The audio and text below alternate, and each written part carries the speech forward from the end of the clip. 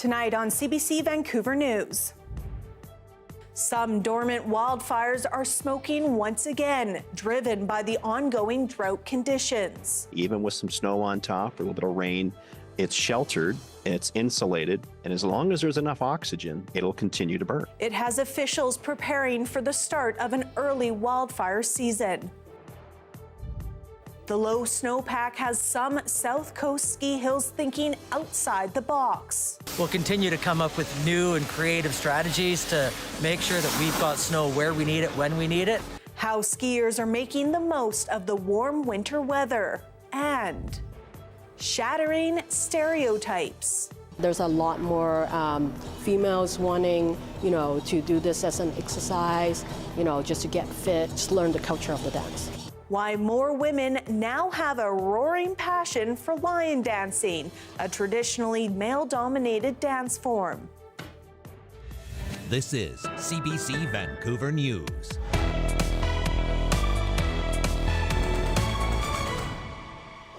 Good evening. Thank you for joining us. I'm Janella Hamilton. Driving down the highway in northeastern BC, you may see an uncommon sight for this time of year. Wildfire smoke billowing into the sky. But it's not from a new blaze. As Joel Ballard explains, the smoke is coming from last year's fires that temporarily went underground. And that's raising concerns about the wildfire season ahead. 2023 was BC's most destructive wildfire season. It was pretty rough. There was a lot of smoke for sure. It was horrible. We had it last year. I'm a logger truck driver, so if I'm out there, I see it. So I know how bad it is. While the season may be over, some of the fires are still burning. Due to the lack of moisture we've received this winter, a lot of these fires are still sitting in the root systems below the surface. They're called holdover fires, or sometimes zombie fires, quietly burning out of sight. And if it's very dry and the fire burns into that fuel complex, that part of the fuel bed, it can get established down there. And even with some snow on top or a little bit of rain, it's sheltered, it's insulated. And as long as there's enough oxygen, it'll continue to burn. He says it can last for days, weeks, even months. Across the Prince George Fire Centre, holdover fires continue to burn. And some are coming out of hiding, producing plumes of smoke. You get something basically exposes that layer to the air. And of course, once it gets more oxygen, fire behavior will likely increase a little bit too. So, and if it's part of, if it's on the edge of a large unburned patch, then once it gets to the surface, if the surface fuels are dry, then you'll get a larger fire coming out of it. Bergen estimates there are likely at least 1,000 holdover hotspots in the Prince George Fire Centre. 90% of them pose no risk, he says, because they're in areas where the wildfire has already burned up the available fuel. It's the holdover fires at the edge that he's keeping a sharp eye on. So that's our concern this spring, is that any of these locations that we see that are on the perimeter of these fires, at risk of, starting or causing new areas of the fire to grow, we'll be going and taking action on those. It's been a dry winter that followed a dry summer and a dry spring. Snow levels are 39% below normal province-wide. Officials warning of dramatic drought conditions. The Wildfire Service says it's going to take rain and lots of it to douse the holdover fires. Back in Prince George, some are already worried about another intense fire season. With this weather we're getting, I'm feeling it's going to be pretty bad, like fires basically everywhere. The Wildfire Service says fire crews officially begin onboarding for the new season at the end of the month. Joel Ballard, CBC News, Vancouver. Extremely low snow levels are forcing some South Coast ski hills to get creative. New data shows local mountains have 60% less snow than normal. As David Ball reports, snow sport enthusiasts are having to take some extra steps to ski and board. Ski and snowboard boots trek uphill on what would normally be a downhill run. But it's the solution West Vancouver's Cypress Mountain Resort is using to stay open. A day after the province released new data showing a 60% plunge in local snowpack, with customers hiking between two lifts and then riding down at the end of their day. The end of their day, they'll hike back up here, On the left here, we have a download ramp. We'll have attendants that monitor folks downloading on the Lions Express, and that's what's going to take them down to the base at the end of their day. The mountain's lowest slopes completely barren. Streams flow across runs normally thick with snow. The resort's new high-tech cannons are blasting out a spray of fresh snow 24/7. Davies says millions of liters are pumped into the hills runs every night. That's let them also open their beginner's lift and a single run near the base for lessons. He plans to open a run from top to bottom Saturday. It's like we have snow coming in Saturday night through Sunday and some sustained cooler temperatures through next week, which will really support us running our snowmaking system and increasing the amount of runs that we have open. Resorts like Cypress and others nearby only offer pass refunds for shortened seasons to those who pay an extra fee. The very limited terrain and warm conditions haven't stopped skiers and boarders, though. Not so much snow, but we are excited. He says the fewer snow days this season have cost him. I think I lose some money this season, but okay, this is okay, doesn't matter. Let's go and have some fun today. Others are looking forward to more snow forecasted for this weekend. Last year I came up 20 times. I have a pass, and this is my third day this season. So I'm really hoping that the rain forecast for the city will be snow up here. It'd be great. The sub-zero temperatures and 10 centimeters of snow expected, hopeful signs for enthusiasts. But much more than that is needed to replace what heavy rains washed away last month. The resort hopes people come to enjoy what snow they do have for now, making the most of increasingly warm winter weather. David Ball, CBC News, West Vancouver. Darius Madavi joins us now with our first look at the weather. Now, Darius, I've heard some rumbling of some rumors that those ski hills might see a little snow this weekend. Yes, a little bit of snow on the way, but it's not going to be enough to fix the severe situation that we're in now. I think we looked at this map yesterday. I think in the days and weeks ahead, people are going to get a little bit sick of looking at this map, but it is an important one, and it's important to keep in mind what exactly we are looking at. Because again, snow levels less than 50%, less than half the normal snow across the south coast. On Vancouver Island, less than a third of what we'd usually have this time of year. It takes a lot of snow to build back up to those normal levels. So just what we get this weekend is not going to be enough. Although it is good news, and we should be happy while it's here. A lot of that snow also going to push into parts of the interior, meaning that some of these will also see quite a bit of snow. And really, across the province, we could really use those inputs. Now, I do want to mention that the snow, we are already starting to see it on parts of the coast. We're going to continue to see that build in. 9 stations across the province were recording record low levels as of February 1st. And so hopefully we'll start to see some improvement there. Some of the stations operating for half a century and still seeing record low levels tells you how bad this year is. Now, as we continue to animate this forward, you can see some of that snow breaking into parts of the interior, spreading down the island tomorrow, and then coming to Vancouver as well by Sunday, and then sticking around for most of the day before overnight Sunday into Monday, starting to fade out a little bit. Then we really just have a chance of showers into early next week as we get a little bit of a disturbance, but that'll be most of the snow we get. Nice to have a little variety there. Thank you so much, Darius. Thank you. An update now to a story we brought you yesterday. After being told they were banned from Vancouver's Lunar New Year parade this weekend, an LGBTQ plus group and a group advocating against gentrification will now be allowed to march. The groups, Chinatown Together and Lunar New Year for All, had previously been barred from participating. The organizing committee now says letters have been sent to both groups approving their involvement in Sunday's parade. They didn't give any reasons for the reversal. In previous statements, the committee had told Chinatown Together that it couldn't march because of a ban on, quote, political activism. BC's police watchdog has completed a review of the highway tractor chase in Surrey last fall that left one man with serious injuries. In November, BC Highway Patrol attempted to conduct a traffic stop on a farm tractor. Social media posts appeared to show the man was taking part in an anti-Soji protest, and there were anti-Soji banners on his tractor. According to the IIO, later interactions between police and the tractor led to a collision. During the vehicle rollover, the man was ejected from the tractor, sustaining serious injuries. The IIO has determined no officer committed an offense during the interactions.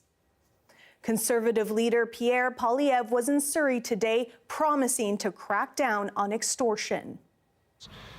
This is a common sense plan. Common sense is our business in the Conservative Party. Our approach is very simple. Axe the tax, build the homes, fix the budget, stop the crime. He says if elected, his party would establish a mandatory jail sentence of 3 years for people convicted of extortion and 5 years minimum if the criminal was found to be acting for a gang or organized crime. Unemployment is down both in BC and across Canada. New data shows BC's unemployment rate dropped slightly last month from 5.5 to 5.4%. The province says BC has gained nearly 71,000 jobs since this time last year. Stats Canada says the national economy added 37,000 jobs, led by gains in wholesale and retail trade. Almost 110 years after the Komagata Maru ship was turned away from Vancouver shores, a new honorary street sign dedicated to his memory hangs on Canada Place, just steps away from where the ship once docked. And while we can't fully erase the pain caused by the events of 1914, we remain committed to remembering our role in that tragedy, ensuring discrimination such as this never takes place in Vancouver or in Canada again. The Komagata Maru Place sign was designed by local artist Jag Negra to represent the detainment, harassment, injury, and loss of life of the passengers on board. The goalie, who was injured in a Pacific Junior Hockey League fight 2 weeks ago, has been medically cleared to play again. On January 25th, 20-year-old North Vancouver Wolfpack goalie Evan Paul was involved in a fight with Richmond defenseman Ethan Grishin and appeared to be badly hurt. Neither the league nor officials from either team have released any information about a disciplinary hearing into the incident. BC Emergency Health Services says that an ambulance and paramedics were not called to the arena the night of the fight. Meanwhile, the Kootenay International Junior Hockey League is partnering with a concussion consultant to help reduce the risk of head injuries for players. I truly believe the root of managing concussions and taking care of things properly starts with education and knowledge. I think that bringing someone on with Dr. Zernata's experience and resume just carries a lot of weight. So at the end of the day, people will listen a little bit more. Cameron says the league is creating a new concussion policy so junior level players get care that's closer to what professionals do after sustaining a concussion. Tomorrow marks Lunar New Year. One of the most popular traditions during the festivities is lion dancing. As Benit Braich reports, more women are breaking ground in the ancient art typically dominated by men.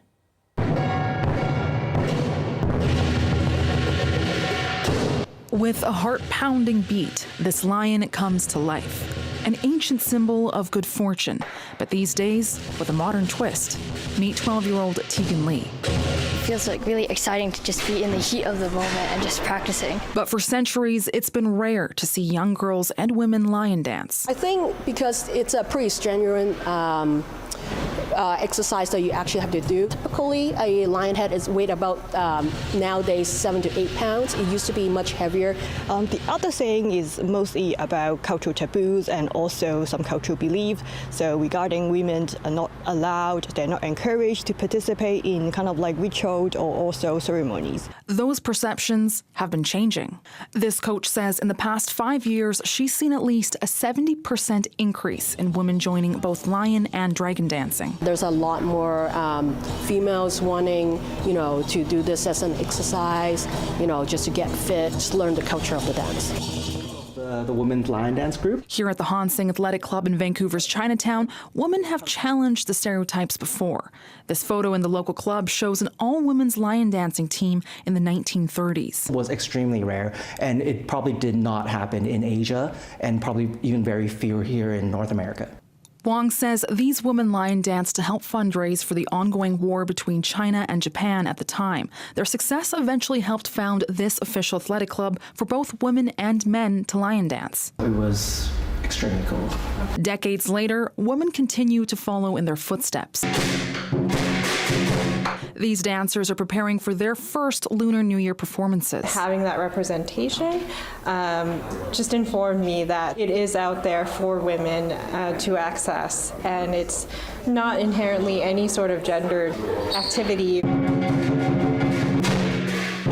From the fierce lifts, kicks, and jumps, these women are proud to keep pursuing a new passion for an ancient art. Beneath Brach, CBC News, Vancouver. A BC woman is crediting CBC News for reuniting her with her long-lost family.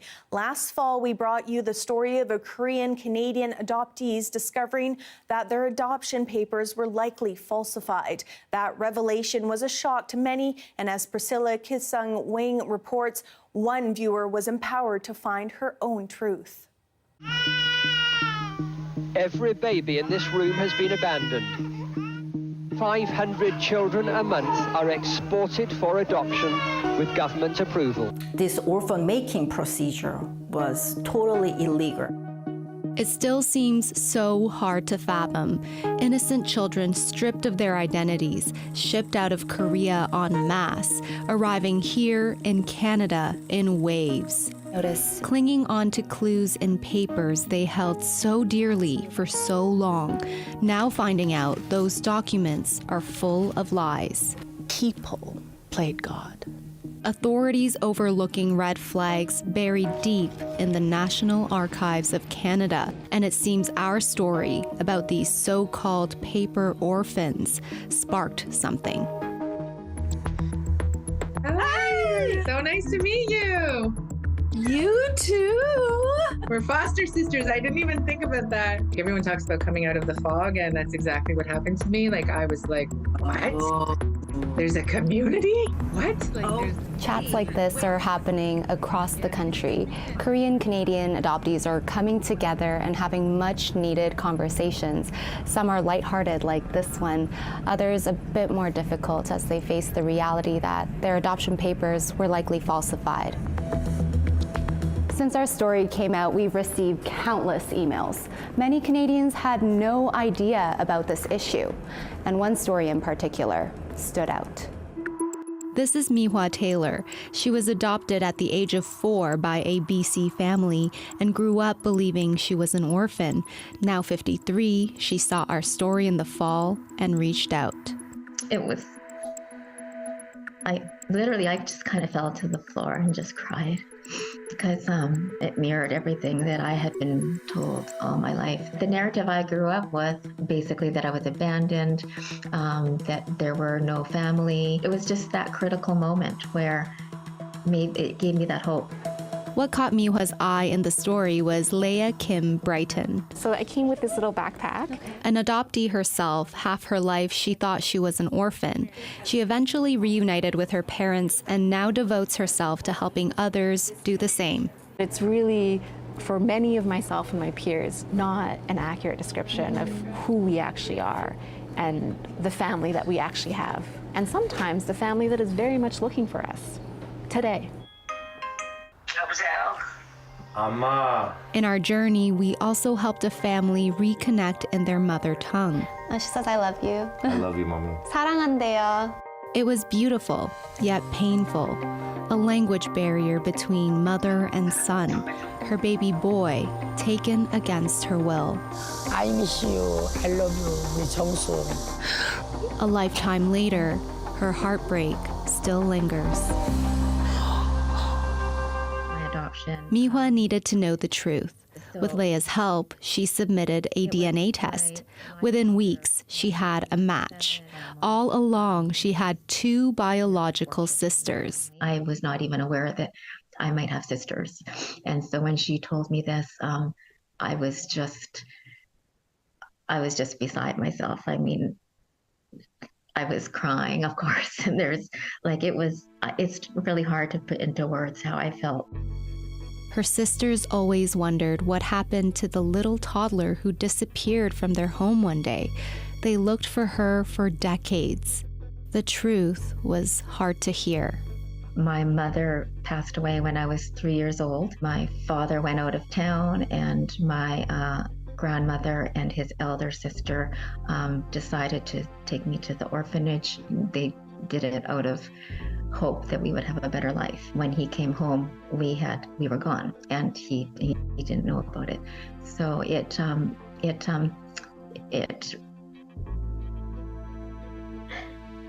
really broke him for most of his life. A generational search now over. A lifelong reunion awaited. Okay, so on my way to see my sisters. It's very, very exciting. Yeah, it won't be long. The trio agreed to meet right away. One sister boards a plane from Korea. Mihwa and her family jump in the car. Okay, Mom, we just got in the car. What are your feelings? Are you excited? I'm going to meet my whole family for the first time in 50 years, so I'm pretty excited. What are you most looking forward to? A hug. Aww. When we got off the plane, I knew my sisters were going to pick me up, and then they saw me and ran towards me. We all just started like crying, and I think the first words out of their mouth was, "Oh, my daddy." My daddy. Because they said that I looked just identical to my dad. So that was really emotional. I could almost feel like cracks that were being filled and healing that was beginning.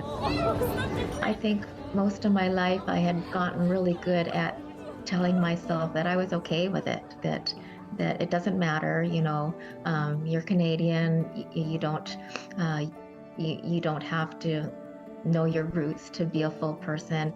It was getting down to those really dark holes that you had that you worked a lot of years to cover up. And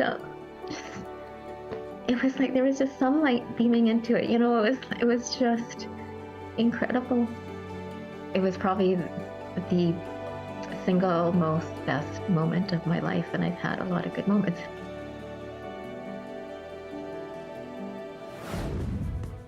Making profit on a budget, how Amazon resellers are making big bucks selling items from thrift stores, and why some people are not okay with it. Stay with us.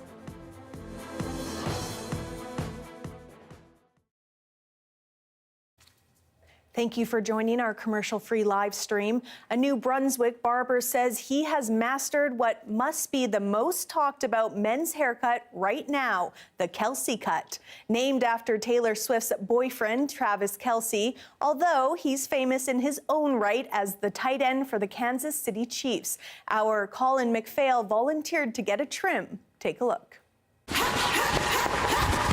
My name's Colin McPhail. I'm the producer of Information Morning St. John, and I'm about to take one for the team and get my Kelsey cut. All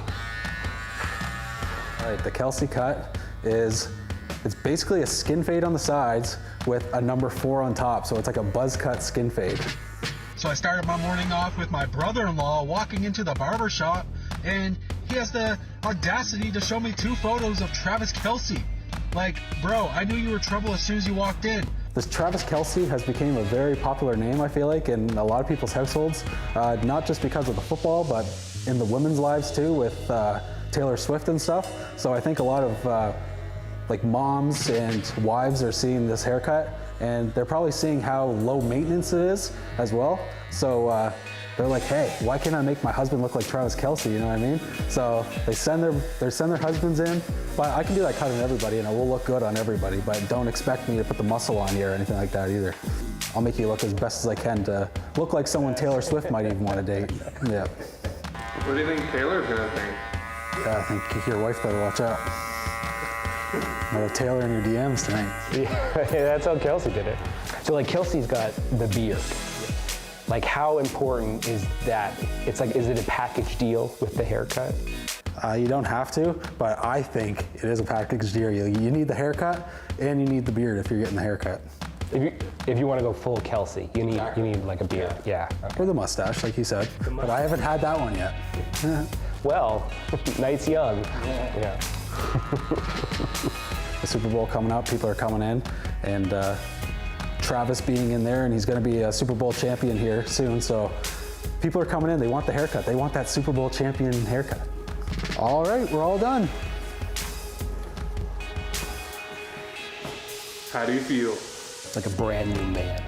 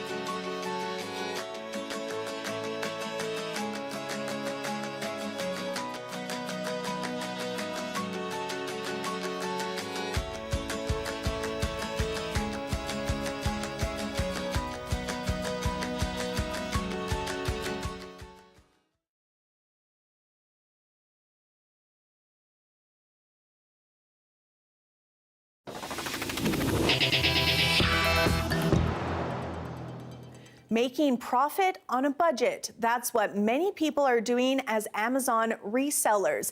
They go into thrift stores and scan board games, DVDs, and other items using an app to see what their original worth was. They buy items for cheap and sell them for as much as 10 times or more in cost. Take a look at some examples that are garnering thousands of views on YouTube. What's up, everybody? I just left Goodwill and found a bunch of stuff here that's gonna make me probably about $100. I would say $150 profit, $125 profit. All right, I got my scanner out. Let's hit that barcode up and see if something pops up. Star Wars Battleship could be good. It's only $1. Is it really? $1.99. So it's only $1. We'll scan that in, see if this is worth anything. It might be. Where's the barcode on this guy? There's the barcode. Let's see. All right, so I just scanned in the Star Wars Battleship, and take a look at this. Brand new. This game is selling for $90. Used, $60. Pretty incredible. We're gonna grab that for a $45 profit. This trend has made its way to Vancouver, with the Vancouver General Hospital thrift store telling a customer to stop scanning items at the shop because it's disruptive and unfairly scoops items before other customers have a chance to see them. Amy Hanser is a UBC Associate Professor of Sociology, specializing in consumer culture, and she joins me now. Now, Amy, this is the first I'm kind of hearing about this technology. I know technology has really come a long way these days. What do you think of this trend? Well, I mean, it's obviously a kind of modern version of a really old practice, which is, it's often called arbitrage, where you buy something for a low price and you sell it somewhere else for higher.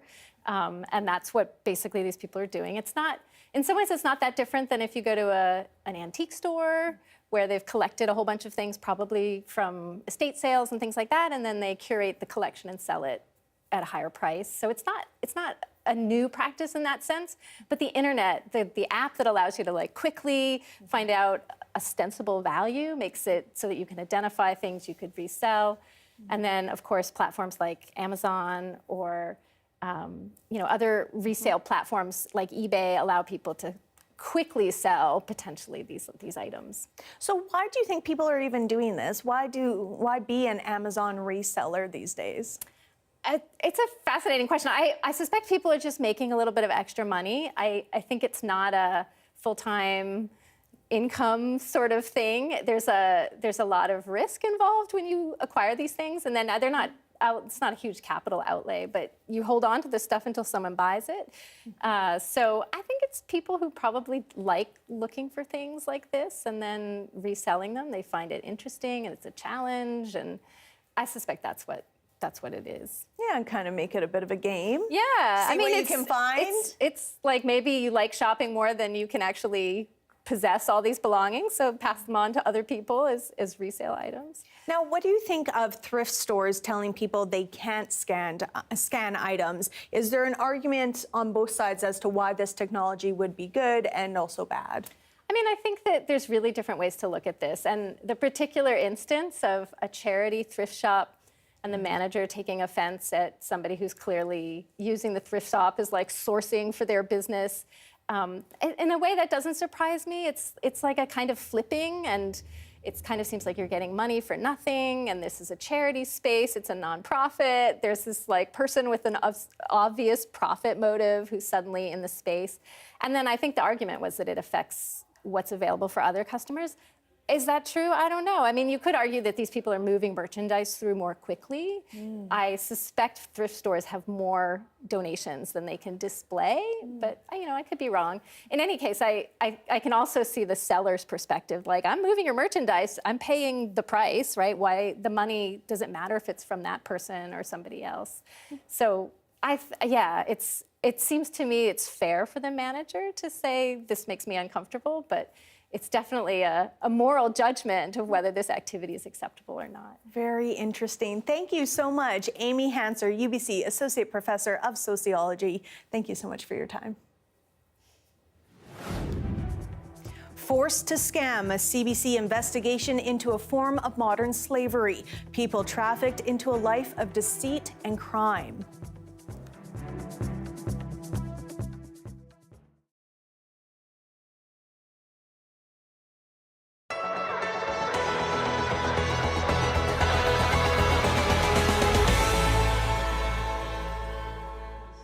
The really cool thing about immersive virtual reality simulation is that it gives immediate feedback to the learner. So it gives you a score and it tells you what you did well, what you need to improve on. So you get that immediate analytics. If they wanted to do the pathway program to become a registered nurse, prior to this program, they would have to relocate or travel to Fredericton. This way, they don't have to do that. So it's really supporting those learners who want to stay in their home community, can't leave their home community. It's keeping the resources in those communities and building capacity there. This is in no way, shape, or form to replace practical. It is to work alongside with practical. It's not to say, oh, you've done VR simulations through doing a catheter and all these different labs, and now you know how to do it. That's not what it's there for. It's for when they perform those labs online, they also have to do the physical lab session for the stuff that they're doing online. So it's not to replace it in no way, shape, or form. Good. Yeah, I didn't ask you how you want to. Overall, I would say that the response is positive. We've had sessions where students are encouraging other instructors and other students to try it. So when you see that happening, you know it's a good thing. So if you turn, then you'll see George. Yeah. We really feel like we're pioneering, and we're becoming much more comfortable with the technology, and working with Spectral, the spatial computing lab here at UNB, we think the possibilities are just endless.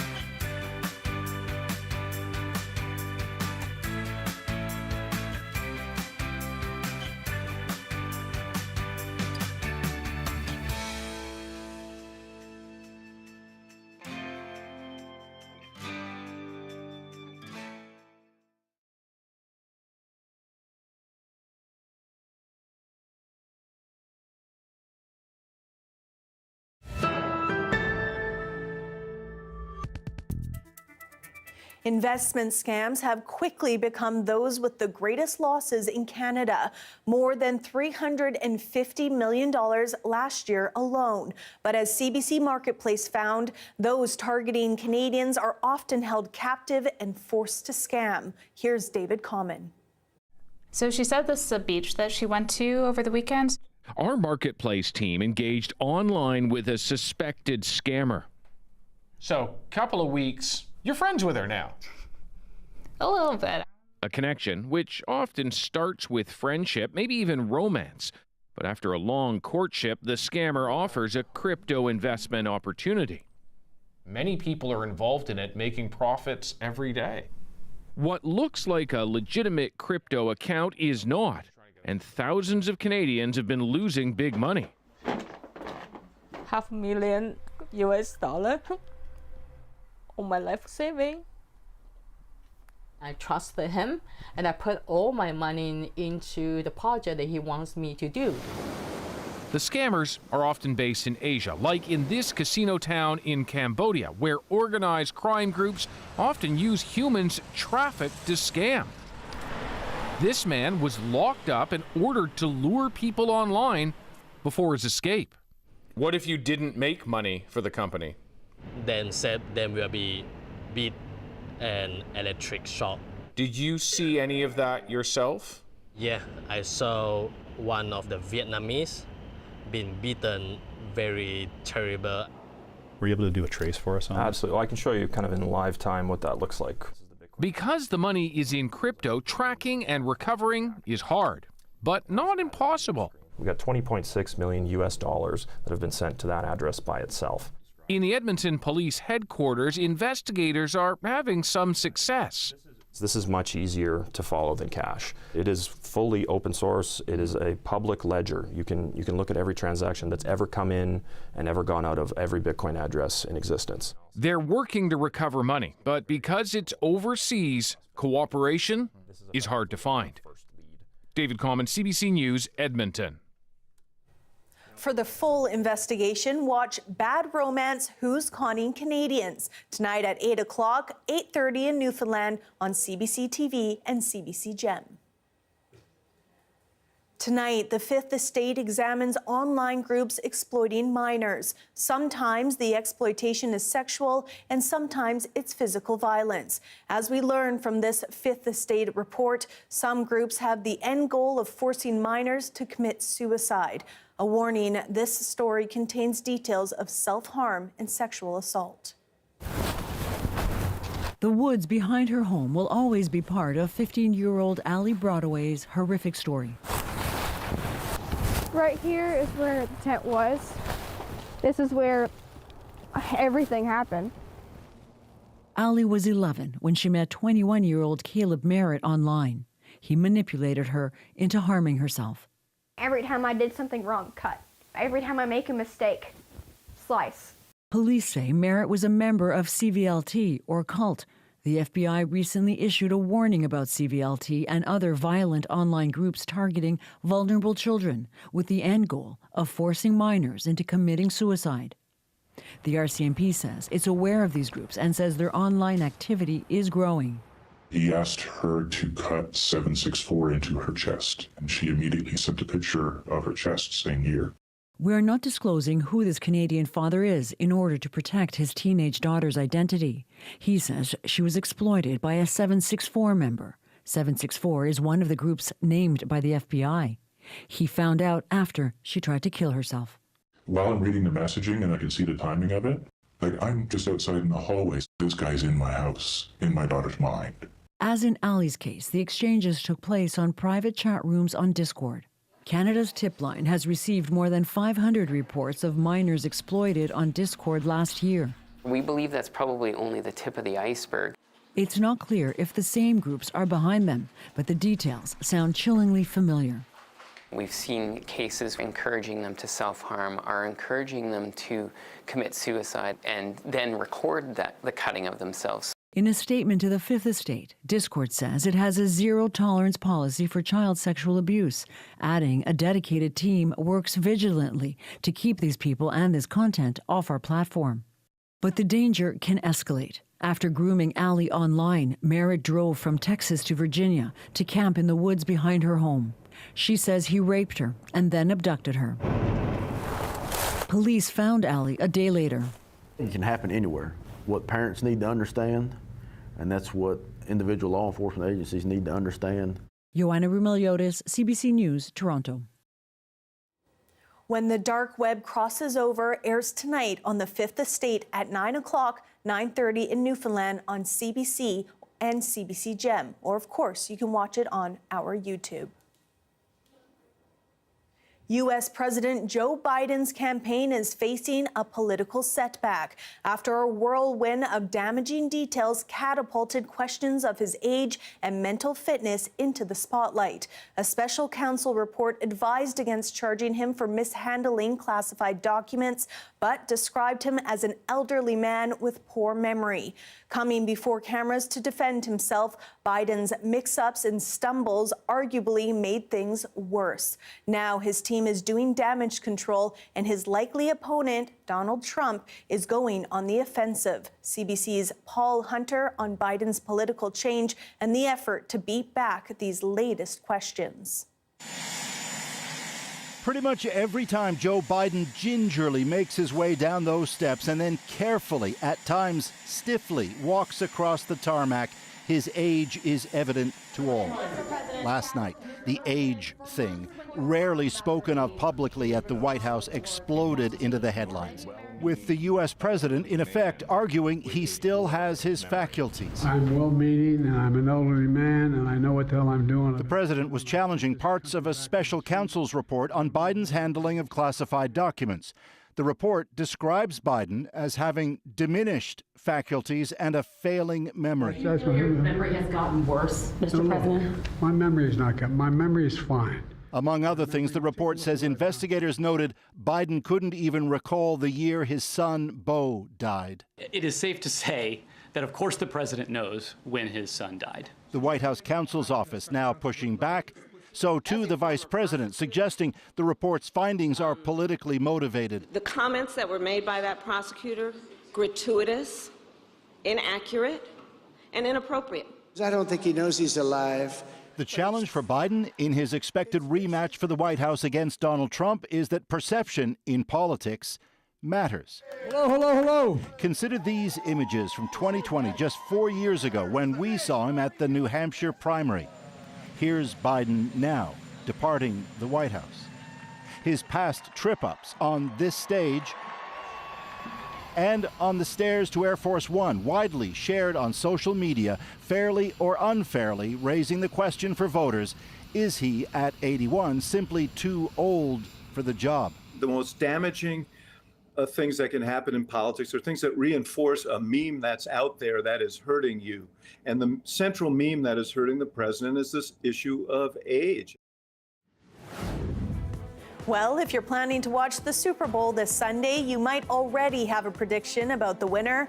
After the break, the Vancouver Aquarium Otters share their thoughts.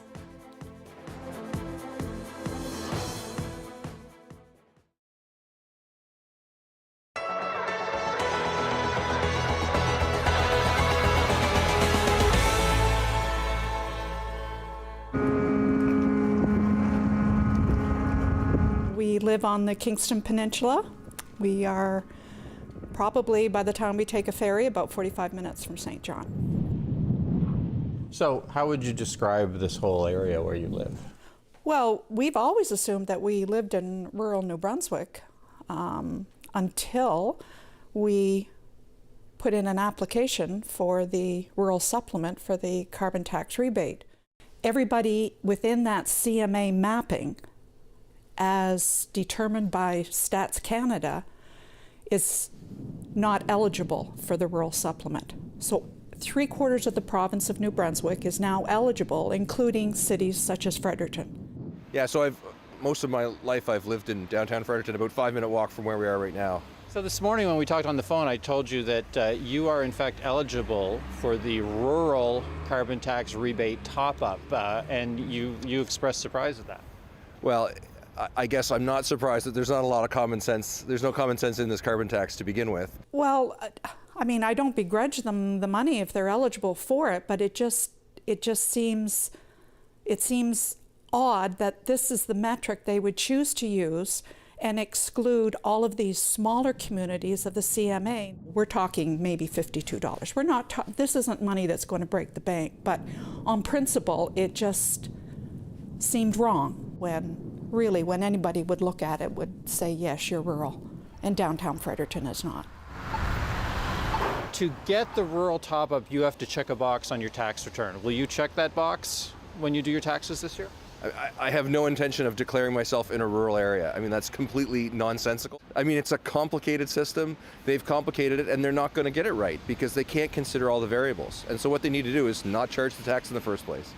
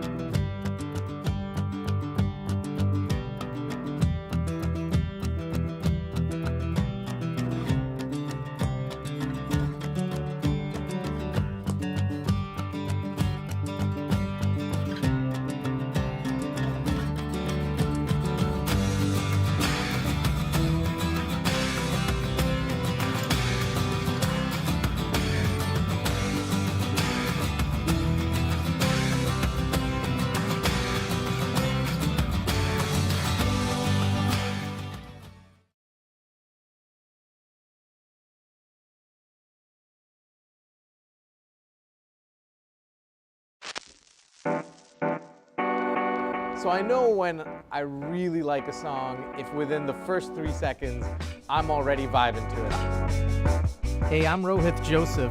Vibin' is the new show all about discovering great new songs and fresh artists from across BC and beyond. It's not one person dictating what good music is, it's the community sharing what good music is. Stream Vibin' on CBC Listen.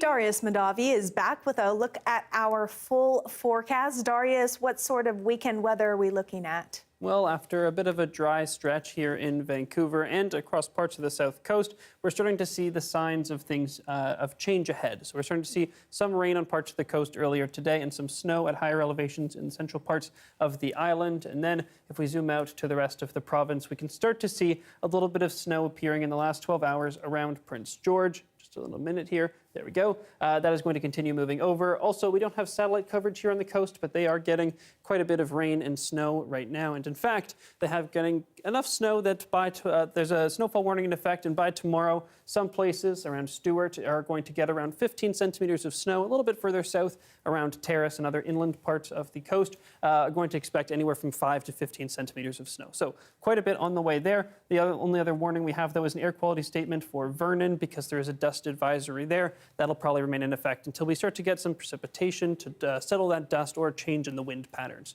Now, in terms of what's happening with the precipitation, we're going to continue to see this snow move in and then spread to parts of the interior as we have pieces of that system break off. And then we're going to continue to see some rain on parts of the south coast, spreading down to Vancouver by either a small chance tomorrow afternoon, more likely tomorrow evening into overnight into Sunday. So good day to stay inside.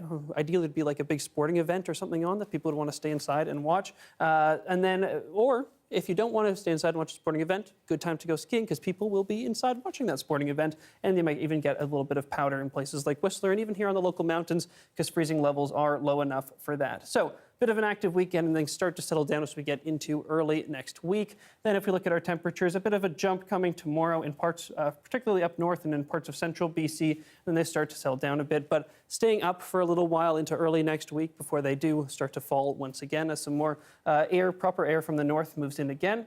If we look at our conditions for tomorrow, a little bit of snow and activity happening pretty much across the province. I will say around Kamloops, this is a much smaller chance than what we see on the rest of the map here. but still a chance that we get to see a little bit of rain or snow probably tomorrow late in the day.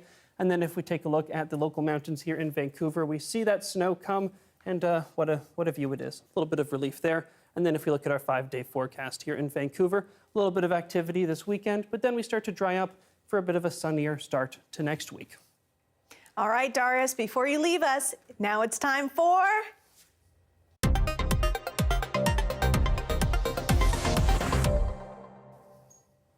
It's Fun Fact Friday, and Darius, you have an extra special fun fact for us today. Yes, well, it turns out there is a very special sporting event happening this weekend, and even though I'm not necessarily the one that you would want to tell you the outcome, we did find some people or animals that could.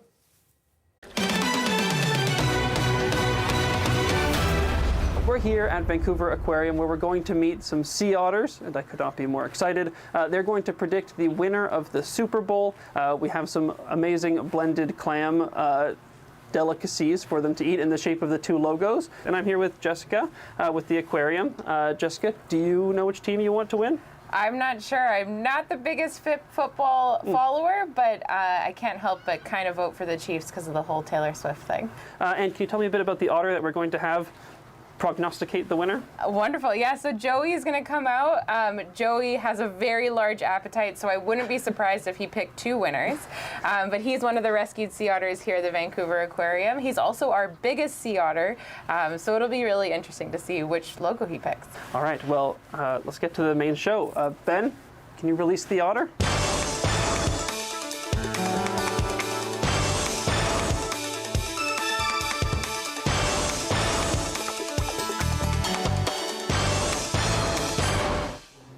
Joey, you probably should go check out the clam. Oh, I love Joey. Ben, without being biased, do you want to lead him to the prize? Joey. Joey. Joey. To be fair, he probably hasn't seen clam like this before. Oh, he's like, there's a little bit of clam here. Oh. There we go. Oh. He's eating. Yeah, he's gonna start pulling that off. And it looks like it's the Chiefs. Yeah, this is my favorite part of the Super Bowl, actually. The otter choosing the winner. We have 8 otters here at the Vancouver Aquarium, and I think we're gonna let them come and join and partake in the clam paste art. I'm seeing a bit of reluctance to go for the 49ers. Yeah, from apparently the Chiefs is tastier. Yeah. Oh. They're covering it. Very clear. Joey has spoken. He sure has. Yeah, no need to watch the Super Bowl. It's a clear winner. The Chiefs are taking it. So good news. Maybe Taylor Swift will come by the aquarium. Maybe. To celebrate. Wow. Because it is all thanks to Joey, no matter what happens in the game. Exactly. Yeah. So cute and so smart. I actually have to say, Darius, I was on the island this past summer and I saw hundreds of otters all floating on their back, and some of them had rocks in their hands. Do you know what's behind that?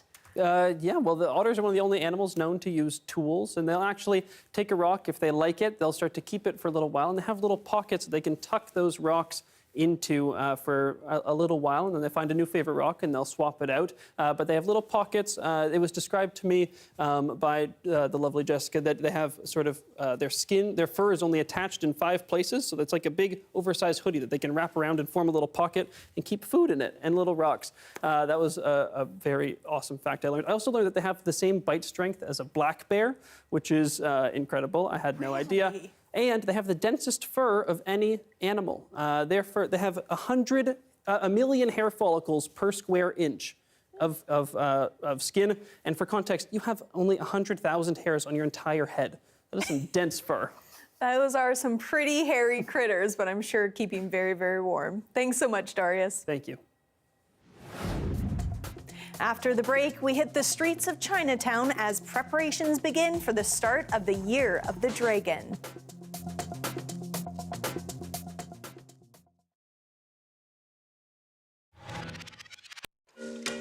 There are so many multi-step skincare routines online lately, and it got me thinking, do I really need all this stuff for my skin? Do you? This is Can Explains, the ultimate tween skincare routine. Skincare is trending these days. From TikTok videos to store shelves, maybe you're noticing skincare now more than ever before. Taking care of your skin is a really good thing to do. And it can feel good too. You know, self-care. Want to know what the best skincare routine for tweens is? I've done the research, spoken to the experts, and I've got you covered. But first, we need to go skin deep and figure out what is skin. Exactly. Welcome to Skin 101 with Dr. Ainara. Dr. Ainara is not a real doctor and is only portraying one for the purposes of this video. All facts and information presented are based on expert advice and research. See end credits for a full list of real experts. Skin is the largest organ in the body and it contains 3 layers. Epidermis, the top layer where we apply skincare products. Dermis, the middle layer where blood supply comes from. And hypodermis, the bottom or fatty layer. Today, we're focusing on the difference between adult skin and younger skin, like the kind tweens and kids have. There are 3 key differences. The main one is cell turnover rate. Younger skin sheds and replenishes itself a lot more quickly than older skin. Another difference is collagen. Collagen is a protein that is one of the main building blocks of skin. As we get past the age of 20, our collagen production slows down. But until then, our skin has all of the collagen it needs. And last is sun exposure. Tweens haven't been around as long as adults to be exposed to as many UV rays as they have. These 3 things make a difference for what kind of skincare products are recommended. Okay, I see you're back from Skincare 101. Time to dive into the ultimate tween skincare routine. There seems to be an endless list of products using those multi-step routines that we see online. And Dr. Ainara is going to let us know which ones tweens should use and which ones they shouldn't. Okay, first up, cleanser. Yep, dermatologists say that a gentle, moisturizing cleanser helps keep your skin clean. The keywords to look out for are light, foaming, gentle, pH balanced, and free of heavy fragrances. Okay, second, moisturizer. Yep, this one's also good. Got it. Moisturizers help lock in the skin's hydration, especially during drier, colder months. Again, look for ones free of colors, fragrances, and non-comedogenic, meaning it won't clog your pores. SPF or sunscreen? Okay, perhaps the most important for tweens to use. All right, we're 3 for 3 so far. Are we gonna knock any of these products off the list? How about retinol? Oh, increases cell turnover, something that tweens already have naturally, can age you faster. How about this glycolic and salicylic acid? Too intense for young tween skin. Removes dead skin cells that your cleanser can already take care of. And chemical peels? No. Can strip the skin of its normal skin barrier that protects us and can cause inflammation and redness. That's it? Tweens don't need any of these other products? So I guess a lot of these products can be useful for older skin, but you and me, we're not quite there yet.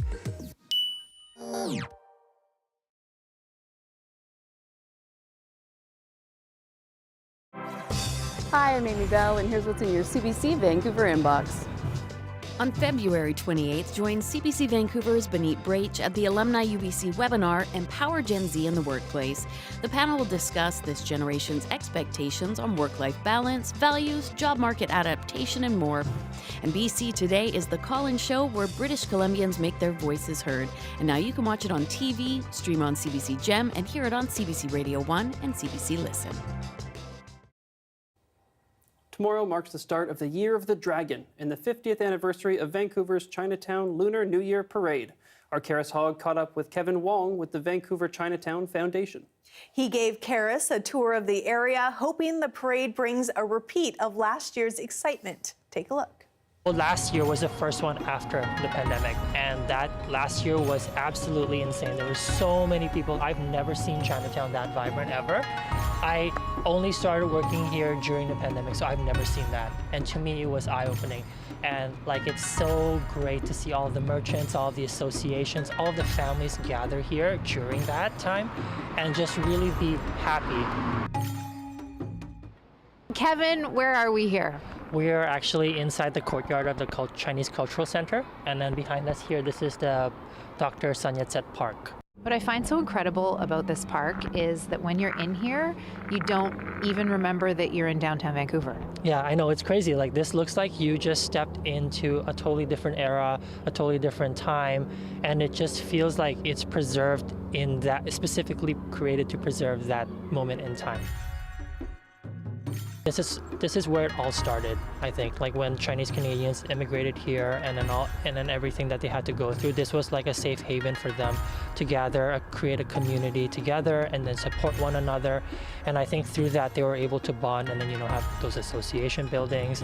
Then they had all of these businesses, and then they sort of just developed over time, and created memories of coming here to get groceries, coming here, getting picked up, and then going to your mom's and dad's shop, working there, and then like just memories that I feel like shaped who they are now. And I think Chinatown here played a significant role in shaping a lot of the experiences for like Chinese Canadians today.